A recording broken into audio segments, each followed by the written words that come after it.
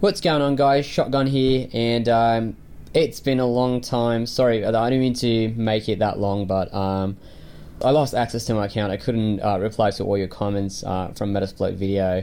I saw a lot of people going, "Hey, this is not working. What's going on? Can you help me with this?" And I couldn't reply because my old MacBook had all the passwords saved, and it had like two-factor authentication enabled, and I broke my Apple Watch somehow, so I couldn't, authorize the login. So it took me quite a while to get my access back, but yeah, here we are. And sorry about that. I was like, at the end of the video, I just go, "Hey guys, let me know if you run into any trouble. I'll try to help you." And then people keep on replying, and I couldn't say anything.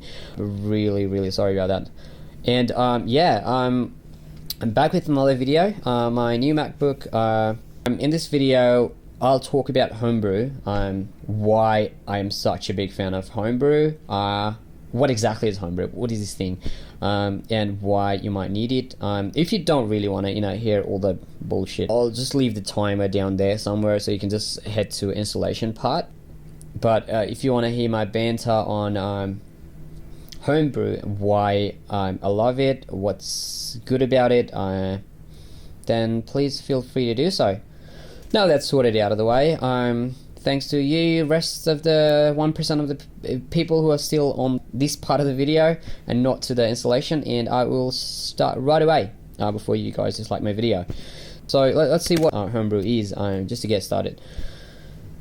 Ooh, that's not how you spell Homebrew. Yep, there you go. It says the missing package manager for macOS.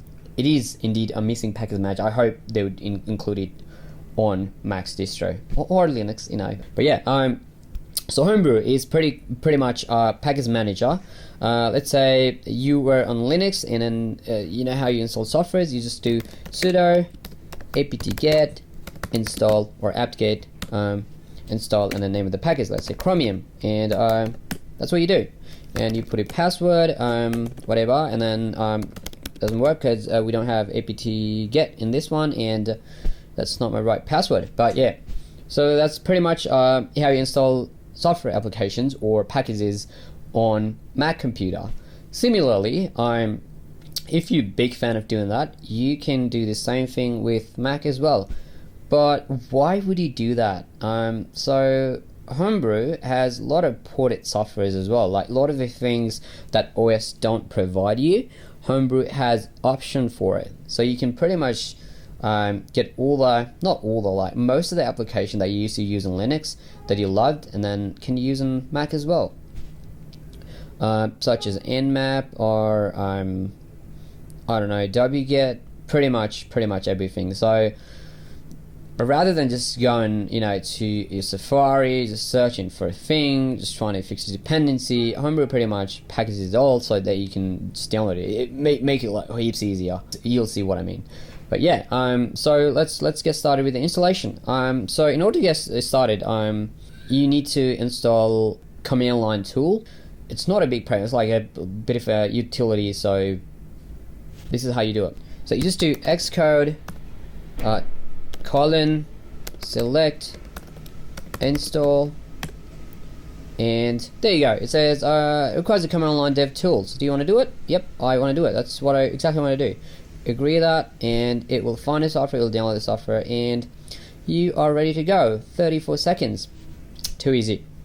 Right out. Now that's sorted out of the way, I'll just let it just stay down here somewhere and get started with the Homebrew. So in order to install Homebrew, all you have to do is copy and paste the command. So it says so my user being ruby -e and then curl this page and then install. So as soon as it gets done, I'll just execute that command. I'll just leave all the comments down there in the comment section or description section so you guys can refer to it. And come on, man, you said 30 seconds when I first started. This is not very cool, is it? Oh, geez. And the main reason I love Homebrew over MacPort is MacPort is something similar, which comes default by Mac, so it's done. But it pretty much fucked my whole computer up, and I had to revert back to my time machine backup. It was way back. Since then, I hate MacPorts. I've never touched it. I don't like it. And there we go. Okay, so no errors, everything's done. So it says press return to continue or any other key to abort. Enter. Provide him with your password. Right, so it's downloading and installing my Homebrew. Retrieving the object, yep. I can't stress the fact that how much I'm a big fan of Homebrew. I mean, I have a sticker on my Mac, my old MacBook, not the new one. I don't want to put stickers on the new one, but yeah, the old one, it says Homebrew, #Homebrew. That's how much I love Homebrew. So the good thing about Homebrew is it has its own folder that it works on. So pretty much install everything on its own folder called user/local. It's done. Let's see if it's properly installed. Let's do brew doctor. Hey doctor, tell me if I'm good. Yeah, your system is ready to brew. How good is that? Right out. Let's move on to the next thing. Is installing a software application or installing a package. So let's install Nmap. So just go brew, install Nmap. It's that easy. So here's what's different from Linux. You'd have to do sudo apt-get install Nmap, but we don't need to do sudo on this one. Why? Because it's on its own folder. It doesn't need to touch it. So if you do sudo first, they'll give you a warning. We'll try it later, but yeah. So brew install Nmap, just give it a go, and it should do. It's that easy. I don't know why a lot of people usually install wget. It's like like the right thing to do. Like once you write a script or program, just go hello world. People usually do. Yeah, let's try with wget. Brew install wget. Not me. Take that. Right, it says yeah, no errors, good. Now we can do Nmap, and yeah, look at that, options. So it's already installed. Too easy. You don't have to download packages. You don't have to, just decompress that tar.gjet file. Yeah, it's too easy. Now that it's installed, what are the packages that are available? Let's say I want to know if there is, I don't know. Let's say what's the most basic application that you use? The same. Let's try it again. Right, so it's I'm trying to find, is there wget? And it says yeah, there is wget. But what if I do just brew search, and it'll give me all the things that I can install here. I won't install all those, but yeah, like heaps of things. Look at that, how it goes on and on. So it's really big repo. So the community is pretty good as well. That's one more reason I love Homebrew. Yeah, so you've got SSH, you've got like heaps of these things I don't even know, like Z shell, shitloads of stuff. So now let's talk about how to install GUI application. Yep, you heard it correct. You can install a GUI application using a Homebrew. So the thing is called a cask. So cask here down in Australia is a wine. So there's a wine that you fill in a bag, and it's called a goon bag, and it's covered with a box, and that box is called a cask. So pretty much straightforward. Cask is a GUI application. So you have a tool and it is covered with a GUI, then that's a cask. Yeah, I'm talking way too much. I don't know why, but yeah, let's do brew cask install Nmap. So Nmap is pretty much GUI version of Nmap. Yep. And it's downloading. So as I was saying before, you don't have to use sudo in order to install application in Homebrew, because basic command line applications, let's say you have a chef or cook that cooks for you, and you say, hey man, so let's call his name is Emma. You go, hey man, can you just go to the kitchen and make me a sandwich?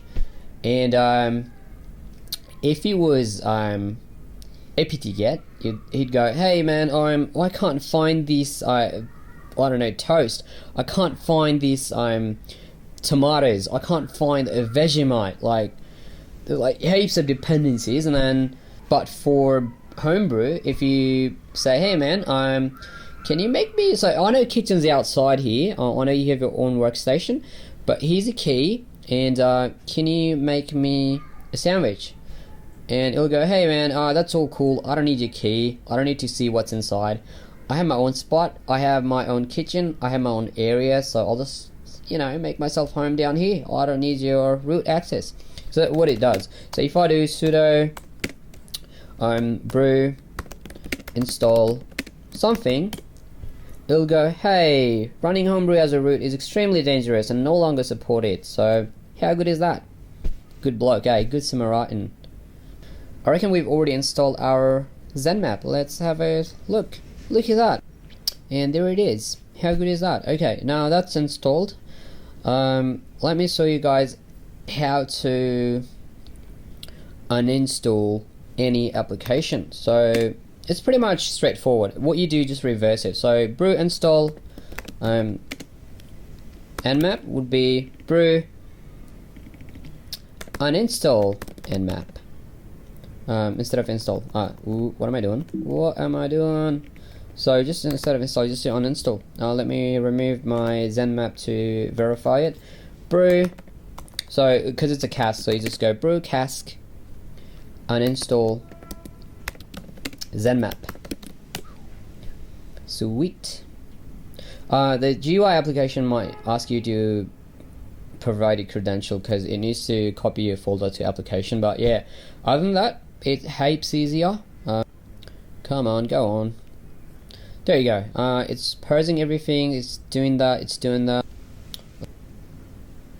Yeah, there you go. So the Nmap's gone. Nmap's gone. So I still have my Nmap. So if I use Nmap, or which Nmap, it does that. So it's pretty much straightforward. So that's pretty much what I do with Homebrew. Those are all the commands that I use regularly, but they're like heaps more that might be, you know, relevant to you. So I'll just leave like a cheat sheet, link to a cheat sheet down there at the description section so you guys can refer to it. Thanks a heaps, guys, and if you really like the video, please give me a thumbs up, subscribe to my channel for more pen testing video. That's what I keep on saying. But yeah, thanks a heaps, guys. I'll see you guys later in another video.